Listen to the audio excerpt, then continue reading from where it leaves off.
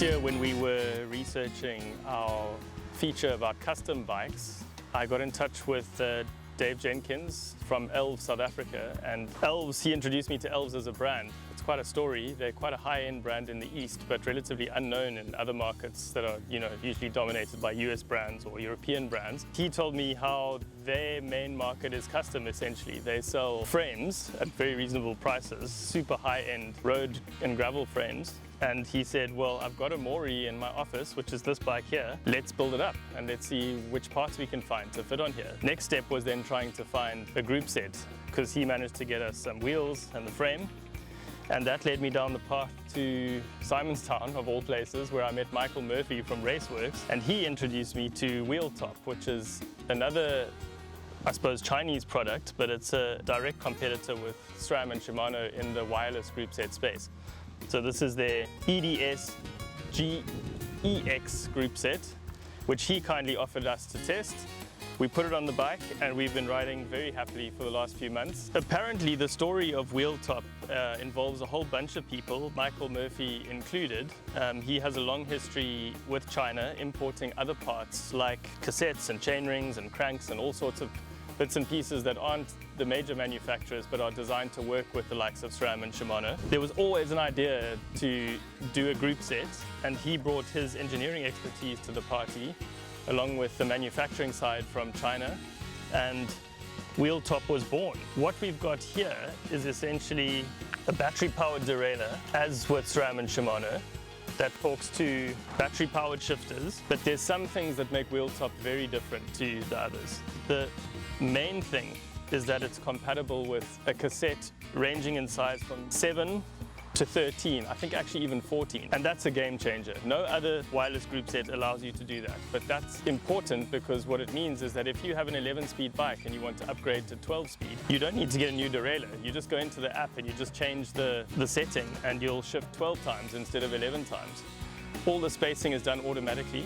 If you do have niggles on a particular gear, each cog is also, you're able to micro adjust to within fractions of a millimeter so that your shifting can be online perfect. So the other thing to mention is the experience of using these shifters. The hoods are very nice to use, they're very comfortable. They're also fairly small, so if you have smallish hands like me, they're even more comfortable. They don't have that angular kind of reservoir for the hydraulic fluid that some of the other group sets have. The levers are comfortable to use, and there are 2 buttons on the right hand side and 1 button on the left. So I've set it up to change to easier gears by pushing either of the 2 buttons on the right, harder gears on the left. If you had a front derailleur, you can set it up to shift a front derailleur, I guess, or you can work it out to shift just using the right side if that's what you'd prefer, and all of those settings are available in the app. Braking performance is also excellent. I haven't had an issue with that. Again, it's one of those underrated parts of a riding experience on a bike. You just assume your brakes should work, but when they don't work, that's when you realize that you're missing something. And yeah, these have just been fantastic. Good modulation, good power when you're in the hoods, and obviously excellent power when you're in the drops. The other interesting thing about Wheeltop is that because I believe SRAM patented the heck out of a removable battery, and that's one of the reasons why it took Shimano so long to come to the party.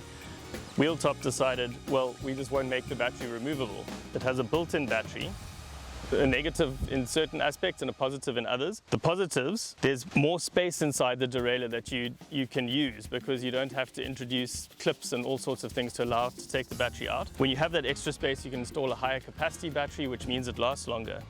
The other thing is that it's properly sealed, and I've spoken to Michael and he has told me this, I haven't tested it, but this thing will shift 1 meter underwater and will continue to do so forever.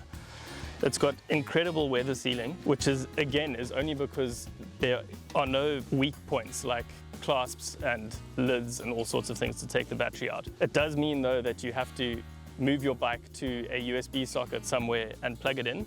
The cable's fairly long, so that's easy to do. And I suppose in a way it frees you up because you can charge it from anywhere. So if you have a USB socket in your car, you just need to have that cable with you, which weighs nothing, and you can give your bike a charge. You can charge it from a power bank.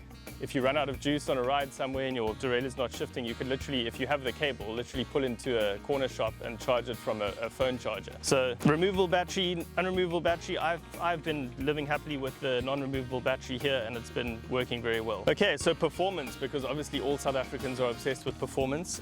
I've ridden with SRAM Axis fairly extensively. I haven't yet had the opportunity to test Shimano's newest Di2 as extensively, but this is so far as good as what I've experienced with SRAM. The shifting is clean, it's fairly instant, it's quiet. The battery life, as I mentioned, is excellent. The app interface is slightly clunky. There's a few elements of it that can be improved, but is being improved all the time. But in terms of functionality, all the settings are there and you can adjust it fairly simply if you know what you're doing. The range on this kind of setup that we've got here for a gravel bike is outstanding. I mean, paired to this Raceworks cassette, which is a 9 to 50 tooth with a 42 tooth chainring up front, I haven't missed a front derailleur at all. I have so much power for the flats and the downhills in the 9 tooth and plenty of climbing gears at the higher end of the cassette. The only thing I can say, which I have had a small issue with, is that the shifters, which take coin cell batteries, both of them died on me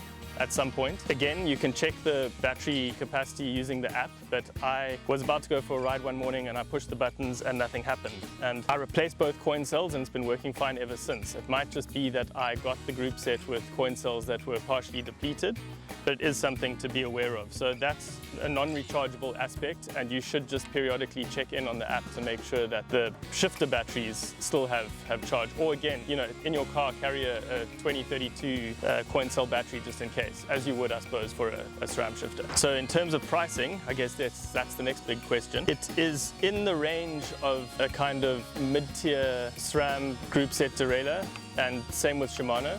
But what you're actually getting essentially is a higher performing product, I think. It's not, I wouldn't say it's cheap, but I also would say that you get exceptional value for what you are paying. With Michael Murphy at Raceworks being the South African agent, you also get incredible backup service. He's responsive, you've got local support, all the parts are available. It's not like you're ordering something off Temu and you're going to get this thing and if it breaks, you don't know what to do with it. It's a legit product, well supported in South Africa, priced extremely competitively, and I think it functions extremely well. So I suppose you also want to know about the Mori. We've talked a lot about Wheeltop. The whole package is a fantastic combination. I couldn't believe how well this bike turned out with our custom project. The bike is light, it's incredibly forgiving on rough surfaces, so much more so than I had expected. I thought it would feel like a hardcore aero road bike and you'd get onto a gravel road and be shaken to pieces, but it's almost the opposite. The parts from Elves, the wheels, the handlebar, the internal routing, it's all so neat and aero and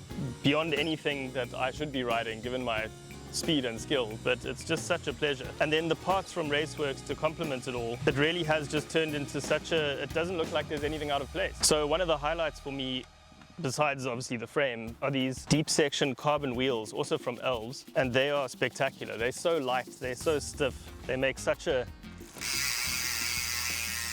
proper sound when you're riding. We elected to go with a fairly pricey tire, but it really is a quality tire. This Challenge Getaway in 45mm width, which is, I know there's massive debates about tire width and gravel, but this is a proper all-round combo for any kind of riding. So I have taken this bike out on group rides on tarmac alone and easily been able to keep up with the group. And likewise, I've said cheers to the group and turned off down the weirdest little side paths and dirt roads and things around Cape Town here, and the tires and the bike itself have eaten it all up. One of the key components that Raceworks helped us with was this 3D printed saddle. These are also gaining hugely in popularity. You'll see models available from all the major brands. It's super light with carbon rails and this sort of 3D printed construction. And again, I thought, wow, this thing looks great, but is it even worth sitting on? And again, I can say that I've found it extremely comfortable and incredibly good value, whereas a similar seat from Specialized might set you back a lot. This is much more reasonable.